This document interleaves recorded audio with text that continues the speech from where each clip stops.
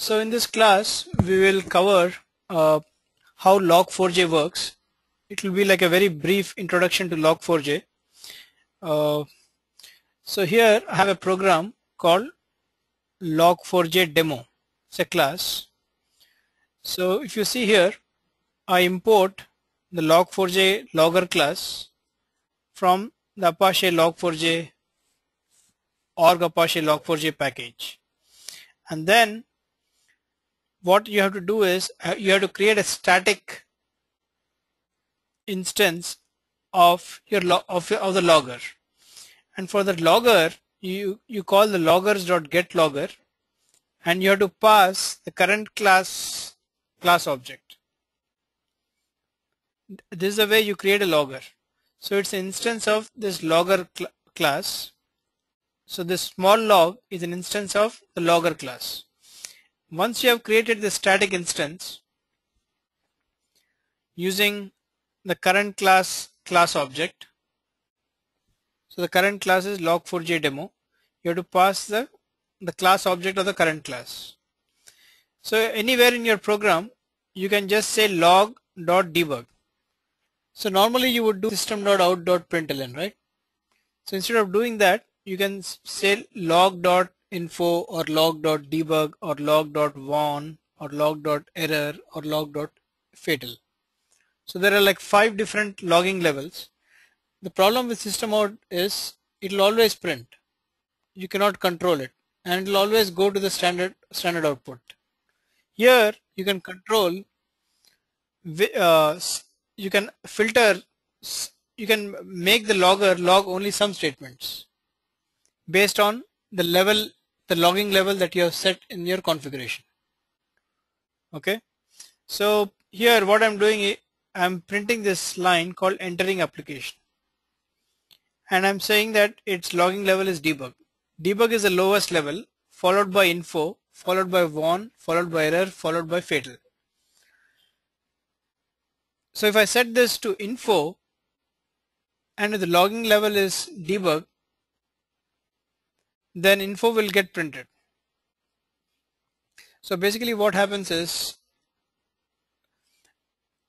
you are setting if the minimum threshold is 1, all logging levels above 1 will get printed, and all logging levels below 1 will not get printed. Since debug is below 1, this statement will not get printed if the minimum threshold is 1. And where do you set these thresholds? You can set it in the log4j configuration file, which is an XML file, or it can be a plain text properties file. And here you can specify the class for which you want to specify the logging level. Either you can specify the class, or you can specify all the classes within a package of a class within a package, or you can specify a particular class within a package. Here I'm saying that for com.training.log4j-java, which is a package, set its info level, set its logging level as info, and for the package log4j-java bar, even for that I'm setting it info. We can change this to like 1 and see what happens. So if you go to log4j-demo, so for this class it's set at info, but for the classes in the bar package, bar sub package of the log4j-java, it is set to 1. So let's look at this class called myBar, in which you have a method where I am going to log something at info level. So will this statement get printed? So will this statement did it again, will it get printed now? No, because the current minimum threshold is 1 and info is below 1. Anything at or above 1 will get printed. Since info is below 1, it will not get printed. So let's try it quickly. And whereas here this debug will get printed, debug is below info. So this debug will not get printed because it's set to info, and info is above debug. So let's quickly run this. So let me just type all the logging levels. So you have the lowest level is debug. So let me put a comment here. I'll just say logging levels.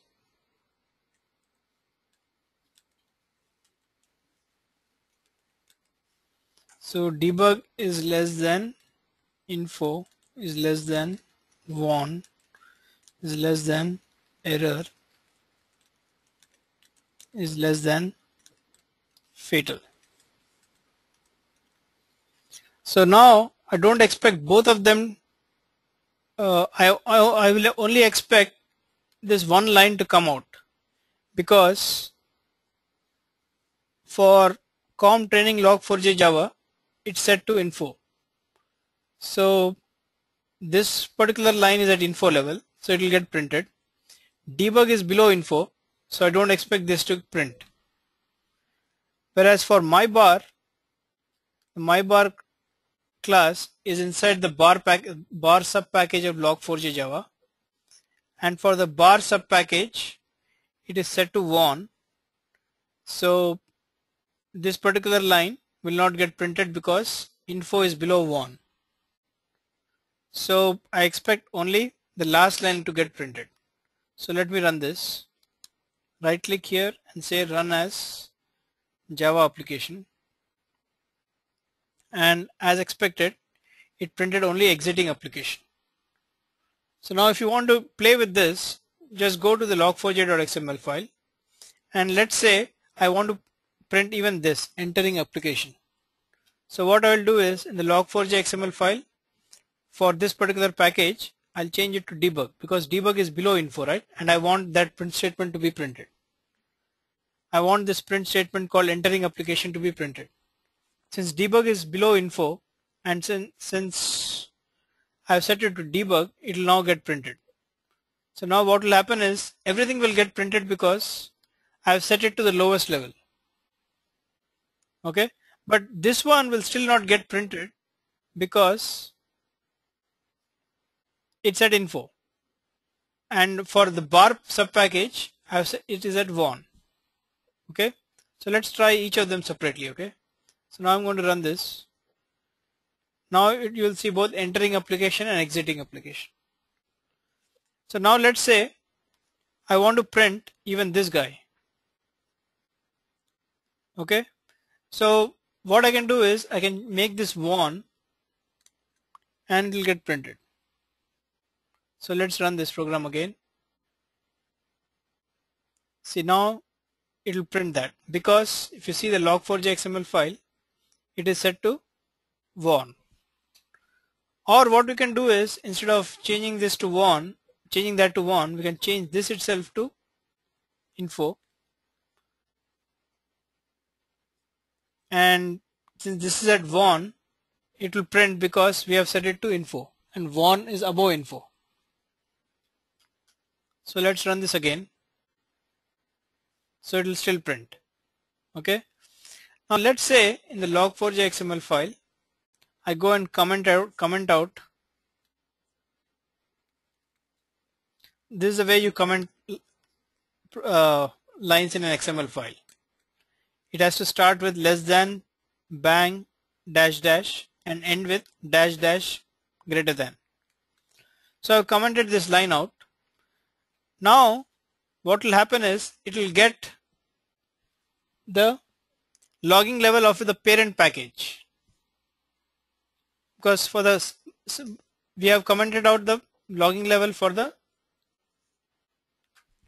sub package, because bar is a sub package of log4j Java, right?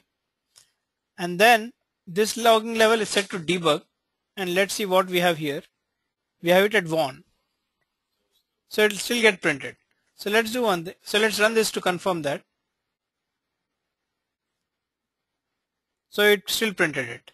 Now what I'll do here is, in the my bar, I'll set it to the lowest level, debug,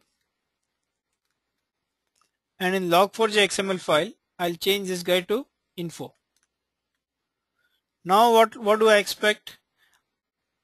it's set to info, which is above debug. So this line will not get printed, but this line will get printed. And in my bar Java, since this is a debug, it will not get printed. So the only line which will get printed now is this exiting application. So let's run this again, and you can see that it printed only exiting application. So let's change this back to info, and now this should also get printed. See, now it printed that. So all your logging configuration is done in a configuration file, and not only you can send it to a console, you can also send it to a file, and then you can also, once you send it to a file, it becomes like a log file, and then you can configure it so that the log file, when it reaches a certain size, it will automatically get backed up and a new file gets created. So log files do not become too large. Okay, so it will automatically do that for you. So you can also configure it so that it creates a log file for every day. So for every day of the week, you'll have a new log file. So you can, if there is any problem, you can go and search in the log files of a certain day whenever the problem happened. I'll send you the links on how log4j, more details on log4j, but this was just a basic introduction to log4j. Okay.